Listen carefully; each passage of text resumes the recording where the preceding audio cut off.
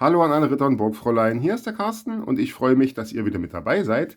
Ich bin heute wieder thematisch im Mittelalter unterwegs, wie ihr seht, und habe für euch ein Set mitgebracht, das ist älter als die Steinkohle. Das ist die 6038, Wolfpack Renegades heißt es und stammt aus 1992. Genau, 1992 bzw. 1993 kamen ja insgesamt 3 Sets vom Wolfpack auf den Markt.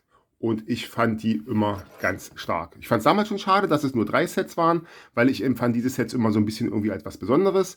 Da war für mich gefühlt zumindest das erste Mal ein paar Neuerungen am Start gewesen, nämlich zum Beispiel hier die Gesichter. Die waren ein bisschen was Besonderes im Vergleich zu diesen Standard-Lächelgesichtern, die damals die Lion Knights bzw. die Black Falcons hatten. Dann gab es dieses coole Schild mit dem Wolf drauf, diese coole Fahne hier. Die hatten einen Adler. Sowas gab es halt damals irgendwie bei der Black Falcons Fortress beispielsweise noch gar nicht. Von daher fand ich das immer ganz cool, wollte da immer mehr von haben. Gab es leider nicht. Schade. Genau. Heute will ich mir das Set mal ein bisschen genauer angucken hier und dann später auch nochmal einen Blick auf die beiden B-Modelle werfen, die auf der Verpackung abgebildet sind. Was ich an dem Set stark fand, wie gesagt, hat es gerade schon erwähnt, war die Fahne und das waren die Minifiguren. Dann hat man natürlich hier die Kutsche, wo man quasi das hier so aufklappen konnte. Dann hatte man noch so eine Art Geheimversteck. Man hatte hier das Fass. Man hatte hinten drauf die Truhe, wo quasi noch so der Schatz versteckt war. Und mit den ganzen Waffen drum und dran, mit dem ganzen Zubehör, empfand ich das Set immer als relativ cool. Genau. Ja, und wie gesagt, dann gab es ja noch die beiden B-Modelle und die gucken wir uns jetzt mal an. Und da ist das erste B-Modell auch schon. Was haben wir? Wir haben hier zum einen den Ritter, der kippt gerade das Fass aus und da purzeln die Schätze raus, die sie erbeutet haben. Dann haben wir hier hinten, naja, ich will es mal nicht Stall nennen, eher so ein Pferch, wo dieses Pferdchen dann Platz hat. Dekoriert ist das Ganze mit dieser Wolfpack-Fahne.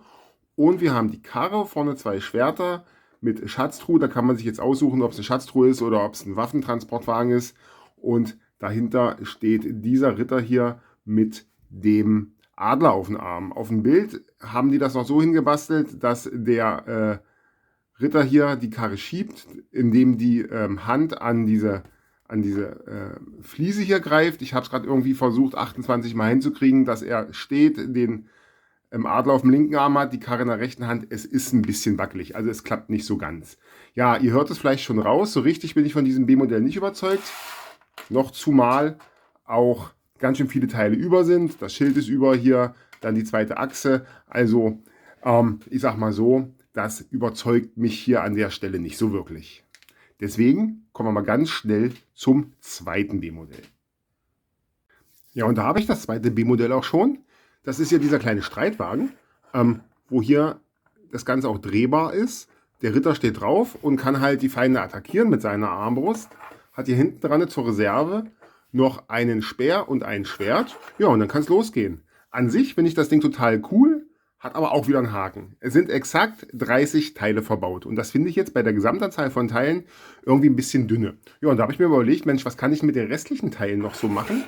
Und habe mal ein bisschen rumgekramt bei mir, habe diese Verpackung gefunden und auf der Rückseite gibt es ein B-Modell.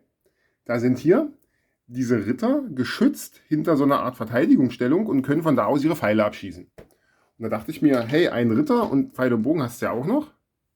Und habe aus den restlichen Teilen einfach mal so eben wirklich in 10 Minuten so eine kleine Stellung hier gezaubert. Das ist echt nichts Besonderes, aber es sind so massig viele Teile über, dass das jetzt irgendwie überhaupt gar kein Problem war. Und der Witz an der Geschichte ist, wenn man sich jetzt Zeit nehmen würde, es sind immer noch massig Teile über. Also irgendwie habe ich jetzt bei diesen B-Modellen von dem Set den Eindruck, der Designer bei Lego, der hatte jetzt nicht so richtig Lust. Weil das ist alles irgendwie ein bisschen halbgar. Muss ich einfach mal an der Stelle hier auch so sagen. Von daher ist mein Fazit zu dem Set, dass an der Stelle hier das originale Set, so wie man es bauen sollte, mit der Anleitung wirklich auch das Beste ist und die B-Modelle, sage ich mal hier, nicht wirklich interessant sind. Da habe ich wirklich schon andere Sets gesehen mit weitaus interessanteren B-Modellen. Genau. Wie seht ihr das? Schreibt mir gerne in die Kommentare. Ich bin gespannt. Genau. Ansonsten soll es das für dieses kleine Set gewesen sein. Ich hoffe, es hat euch ein bisschen Spaß gemacht. Wenn ja, dann lasst mir gerne ein Like da und abonniert den Kanal. Ansonsten bleibt mir nur noch, euch viel Spaß bei euren Projekten zu wünschen. Macht's gut und bis zum nächsten Mal.